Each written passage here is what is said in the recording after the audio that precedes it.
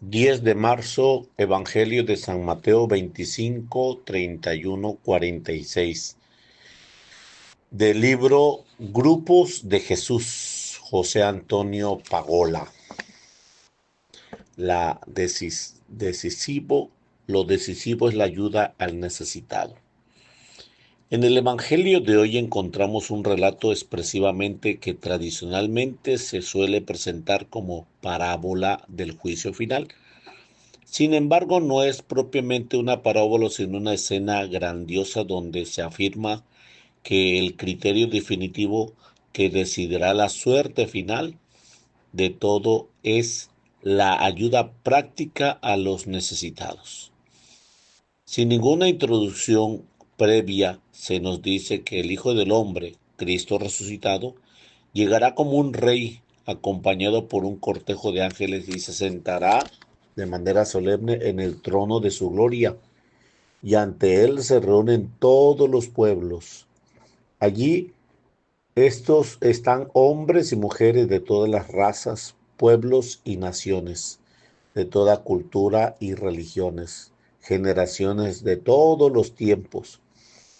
Es la hora de la verdad.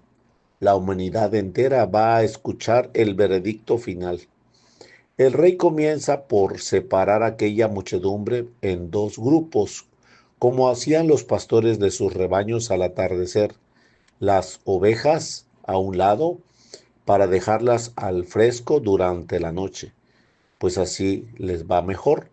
Los cabritos a otro lado para cobijarlos en el interior porque el frío de la noche no les hace bien.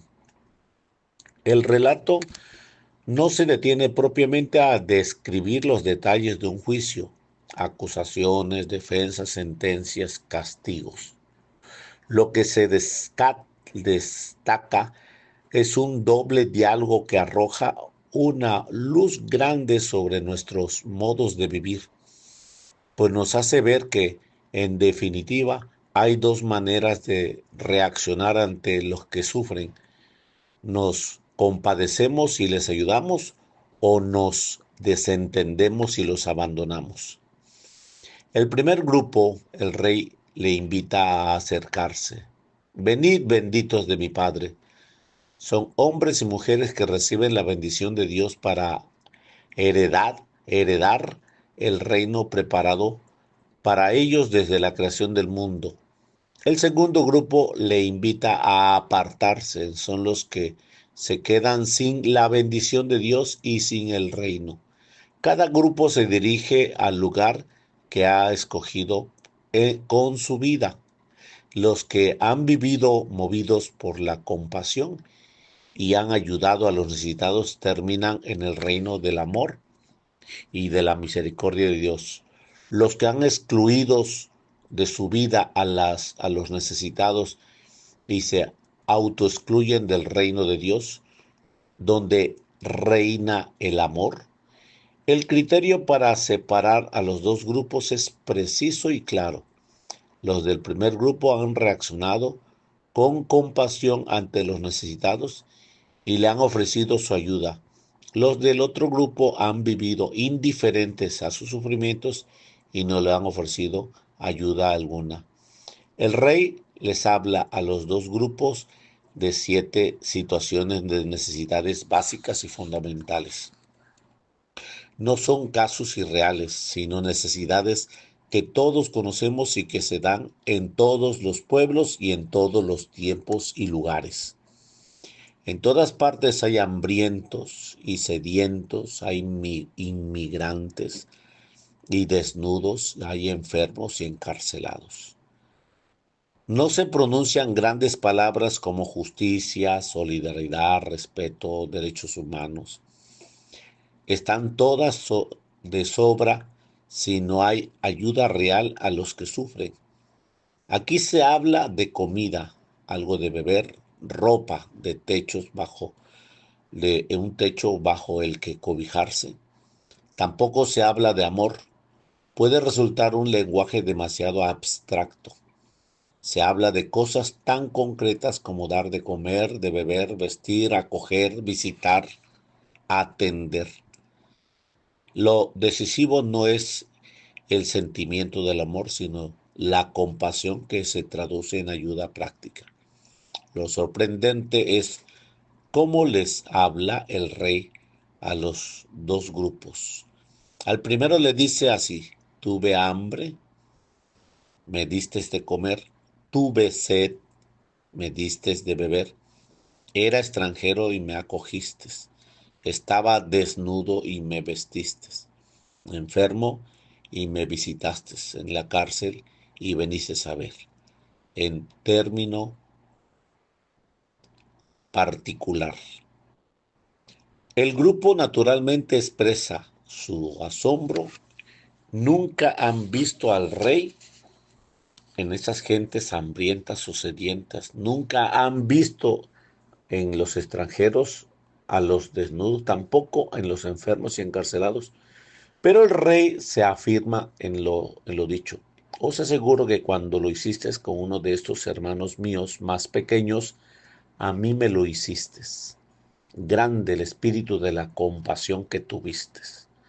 Lo mismo sucede con el segundo grupo. El rey les dice: tuve hambre y no me distes de comer; tuve sed y no me distes de beber; fui extranjero y no me acogiste; estuve desnudo y no me vestiste; enfermo y en la cárcel y no me visitaste. También ese grupo manifiesta su extrañeza. Ni se le ha pasado por la cabeza que podía estar desatendiendo a su rey. Pero esto se reafirma en lo dicho. Él está presente en el sufrimiento de esos hermanos pequeños. Os aseguro que cuando dejaste de hacerlo con uno de esos pequeños, también a mí me lo dejaste de hacer. Este lenguaje que emplea el rey no es un recurso literario, es totalmente coherente con lo que sabemos de Jesús. Las fuentes evangélicas no admiten dudas. Jesús vivió volcado en aquellos que veían necesitados de ayuda. Era incapaz de pasar de largo. Ningún sufrimiento le era ajeno. Se identificaba con los más pequeños y desvalidos y hacía por ellos todo lo que podía. Los que son declarados benditos del Padre no han actuado por motivo religioso, sino por compasión. No es su religión ni la adhesión explícita a Jesús lo que les conduce al reino de Dios, sino su ayuda concreta a los necesitados. El camino que conduce a Dios no pasa necesariamente por la religión, el culto o la confesión de fe, sino por la compasión activa, solidaria hacia los hermanos pequeños de Jesús. Lo decisivo en la vida no es lo que confesamos. El reino de Dios es y será siempre de los que aman al pobre que sufre y le ayuda en su necesidad. Eso es lo decisivo. Algunos autores llegan a decir que este relato significa una revolución religiosa sin precedentes, pues Jesús abre una vía de acceso al Padre distinta a lo sagrado, le ayuda al hermano necesitado. Por estas vías caminan muchos hombres y mujeres que no conocen o no confiesan fe alguna en Jesús. Esto no significa que la religión o la adhesión creyente a Jesucristo quede anulada. Al contrario, queda interiormente orientada hacia el amor y a la compasión activa y solidaria. La religión verdadera siempre conduce al amor. El seguimiento fiel a Jesucristo siempre arrastra a ser compasivo como el Padre es compasivo. El relato de Jesús habla del veredicto final, pero nos arroja mucha luz sobre nuestra vida actual. No hay que esperar al juicio final. Ahora nos estamos acercando o apartando de los que sufren. Ahora nos estamos acercando o alejando de Cristo necesitado. Estamos decidiendo nuestra vida desde hoy para nuestro futuro al reino. Del libro Grupos de Jesús de José Antonio Pagola 10 de marzo, en nombre del Padre, del Hijo, del Espíritu Santo. Amén.